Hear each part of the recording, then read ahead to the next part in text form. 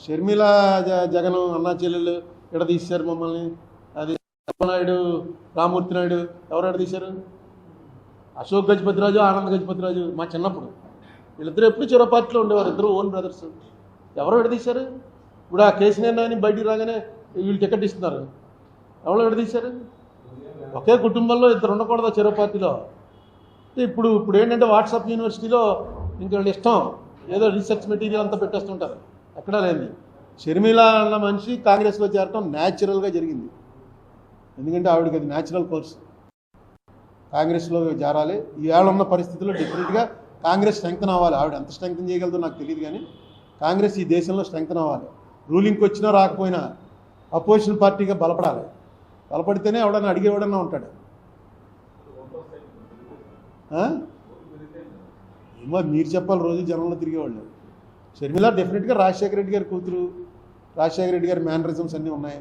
మాట్లాడుతుంది, బయటకు వచ్చింది, చేరడం ఏ తెలుగుదేశంలోనూ చేరితే అనుకోవచ్చు ఎంపీ అవ్వటం కోసం చేరిందండి, లేకపోతే ఎమ్మెల్యే మేమే పారేద్దాం కదా, అవి పెట్టచ్చు. కాంగ్రెస్లో చేరింది, వాళ్ళ పార్టీయే కదా కాంగ్రెస్. జగన్మోహన్ రెడ్డి ఫస్ట్ ఎంపీ అయింది కాంగ్రెస్గా. దీని మీద ఎక్కువ డిస్కషన్ అనవసరం. ఎవరిష్టమైన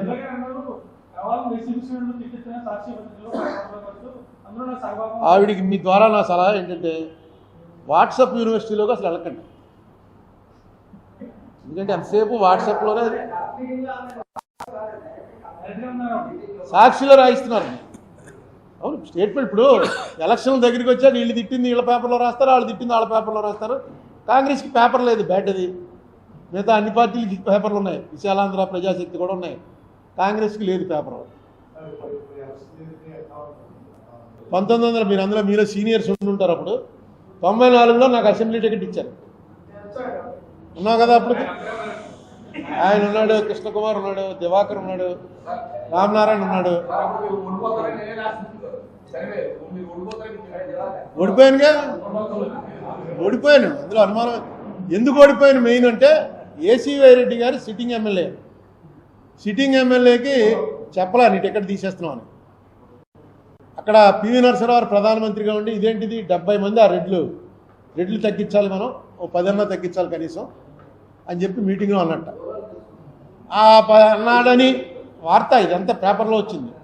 10లో తగ్గించాలంటే ఏసీ వైరెడ్డి ఫస్టే తీసేస్తారు. ఎందుకంటే ఆయన మున్సిపల్ చైర్మన్గా చాలా పాపులర్.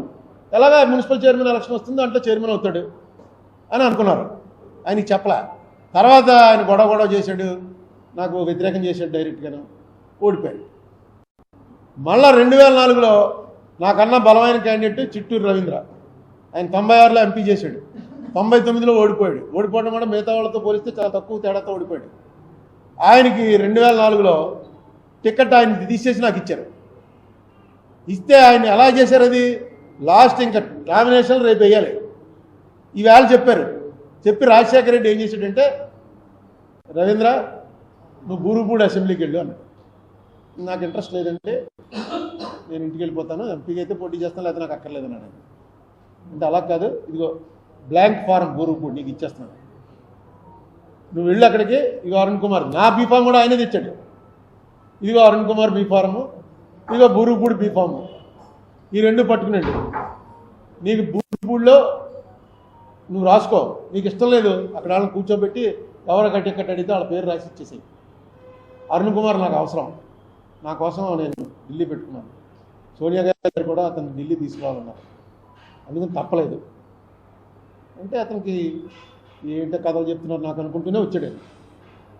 వచ్చిన ఆయన ఇంత రిక్వెస్ట్ చేశాడు రాజశేఖర రెడ్డి, మనకి బీఫారం ఇస్తున్నాను. ఎందుకు నేను సర్లే ఆయన బూరుగుపూడి వచ్చి అడిగాడు. బూరుగుపూడిలో నన్ను ఏమన్నారు ఏమని. బూరుగుపూడి వాళ్ళంతా తిరగబడ్డారు. తిరగబడేటికి పట్టుదల వచ్చింది.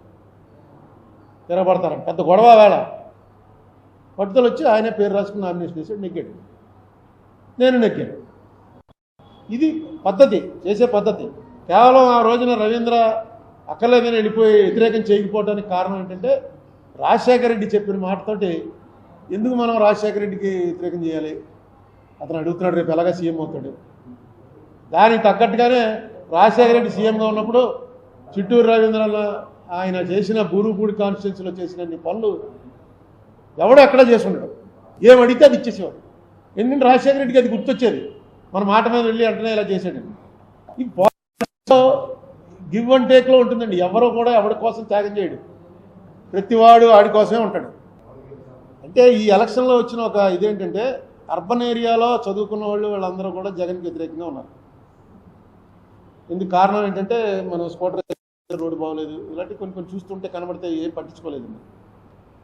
వాళ్ళ నమ్మకం ఏంటంటే వైసీపీ వాళ్ళ నమ్మకం more than 40% of the people beneficiaries. ఎప్పుడు ఎవరో ఇలా డబ్బులు ఇచ్చిన వాడు ఈ దేశంలో కాదు, ప్రపంచంలోనే ఉన్నాడు. అదే పని కదా. రేపు ఇవన్నీ కూడా గ్యారంటీగా రద్దు అయిపోతాయని వాళ్ళకి తెలుసు. ఎందుకంటే అవతల చంద్రబాబు గారే కాకుండా ఏ పవన్ కళ్యాణ్ అయితే నమ్మచ్చు. అవతల వస్తున్నది చంద్రబాబు గారు కాబట్టి ఆయన హిస్టరీ తెలుసు కాబట్టి ఆయన వస్తే డెఫినెట్గా రద్దు చేస్తాడు అని ఒక ఆయన మళ్ళీ ఏం చేశాడు, వీళ్ళకన్నా ఎక్కువ పెట్టాడు మేనిఫెస్టోలో. ఓ పక్కన మొత్తం అయిపోయింది, దివాళా అయిపోయింది అన్నటువంటి పరిస్థితిలో స్టేట్ ఉందని చెప్తూనే ఇంతకన్నా ఎక్కువ ఇస్తామని పెట్టాడు. అది ఎలా పాసిబుల్, దాని మీద డిబేట్ జరగాలి. వీళ్ళు ఎంతసేపు నువ్వేదవంటే నువ్వేదవని పెట్టుకుంటున్నారు. కానీ ఆ పార్టీ వాళ్ళు ఈ పార్టీ వాళ్ళు ముఖ్యులు ఎవరైనా వస్తే నాకు నేను దాంట్లో అది మీ పని నేను చేస్తాను. దాన్ని ఏమంటారు, విశ్లేషణ కాదు, మోడరేటా, రోజు కూర్చుని డిబేట్ చేస్తుంటారు, యాంకరింగ్. యాంకర్కి ఏంటి తెలుగు? పిచ్చ మాటలు కాదు. రాజమండ్రిలోనే నేను ఆహ్వానిస్తున్నాను టీడీపీని, వైసీపీ అధికారికంగా, మీ సమన్వయకర్తలు కాదు, మీ స్పోక్స్మెన్ అధికారికంగా రావాలి. ఎవడో ఒకటి నేను స్పోక్స్మెన్ అని వస్తే కాదు, నేను చేస్తాను. నేను కూర్చుని ఇక్కడే పెడతాం, ఇక్కడ కూడా కూర్చుంటారు. నేను నా ఎలక్షనే ప్రిడిక్ట్ చేయలేదు ఎప్పుడు, ఏం చెప్పలేదు. ఇప్పుడు అదే ఇప్పుడు వీళ్ళు జనరల్గా అధికారంలో ఉన్న వాళ్ళకి జనసేన తెలుగుదేశం కలిసిపోయి అనగానే కొంత షేక్ రావాలి. ఎందుకంటే డెఫినెట్గా అది చాలా డెడ్లీ కాంబినేషన్. కానీ చూస్తుంటే వాళ్ళు ఏం షేక్ అవుతున్నట్టు నాకు కనపట్లే. వాళ్ళు ఎవరినైనా అందులో పెద్దవాళ్ళని అడిగితే వాళ్ళు ఏమన్నారంటే నువ్వు ఒకసారి పల్లెటూరుకి వెళ్ళి చూడుగురు, నువ్వు రాజమండ్రిలో కూర్చుని కబుర్లు చెప్పడం కాదు అంటున్నారు.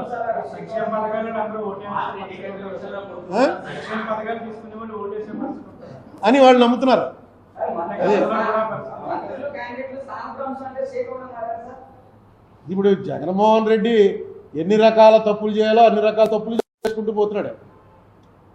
ఈ సీట్లు మార్చడం ఇది ఆఖరిలో చెప్తారు, సీటు మార్చేసేవారు అని. వాడు ఏడ్చేలోపు నోటిఫికేషన్ వచ్చేస్తుంది, నామినేషన్లు వేసేస్తారు. ఇప్పుడు 2 నెలల ముందే మొన్న ఒక ఎమ్మెల్యేకి ఆవిడ ఎమ్మెల్సీకి ఓటేయడానికి వెళ్తుంటే పిలిచి చెప్పేట, అమ్మా నీకు టికెట్ లేదని. ఆవిడ వెళ్ళి వ్యతిరేకంగా ఓటేసింది, ఎమ్మెల్సీ ఓడిపోయారుగా. ఆ విజయవాడ అమ్మాయి నెగ్గింది, తెలుగుదేశం అమ్మాయి నెగ్గింది. ఉండవల్లి శ్రీదేవి అదే ఎవరో అదే ఆ ఓటు ఎవరైనా ఓటేసి వచ్చాక చెప్తే అర్థం ఉంది. అలాగే ఇప్పుడు చాలా సీట్లు మీకు సీట్లు లేవని చెప్పేశారు. వీళ్ళందరూ రేపు ఏం చేస్తారు, రాజ్యసభ ఎలక్షన్లో ఇంకోటి ఎలక్షన్ సీక్రెట్ పోల్ కాదు, చూపించేయాలి. అక్కడ ఓటు వాళ్ళు ఎవరైతే పార్టీ ఏజెంట్ అక్కడ నిలబడి ఉంటాడో ఆ పార్టీ ఏజెంట్కి చూపించాలి. అంతవరకే ఉంది. పార్టీ ఏజెంట్కి చూపించి వేరే పార్టీకి వేసారనుకో ఏం చేయాలి అన్నది ఎక్కడ లేదు. ఇప్పుడు డెసిషన్ ఏం తీసుకుంటారో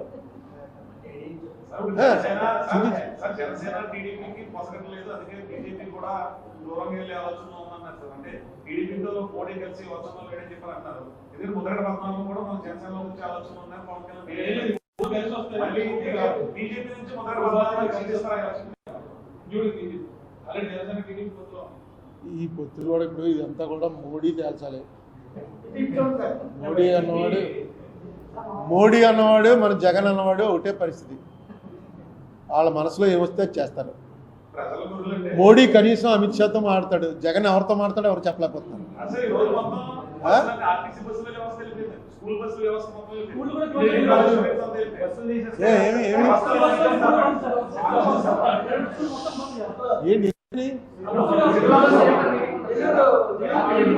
మీటింగ్ తీసుకుపోయారనే మీటింగ్ తీసుకుపోయారా?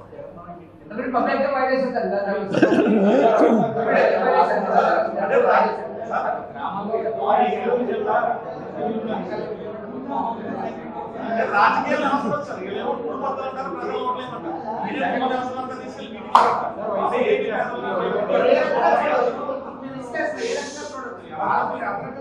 ఏది దేన్ని వైసీపీ బీజేపీ అయ్యా రీసౌండ్ 1 by 1 అడగండి.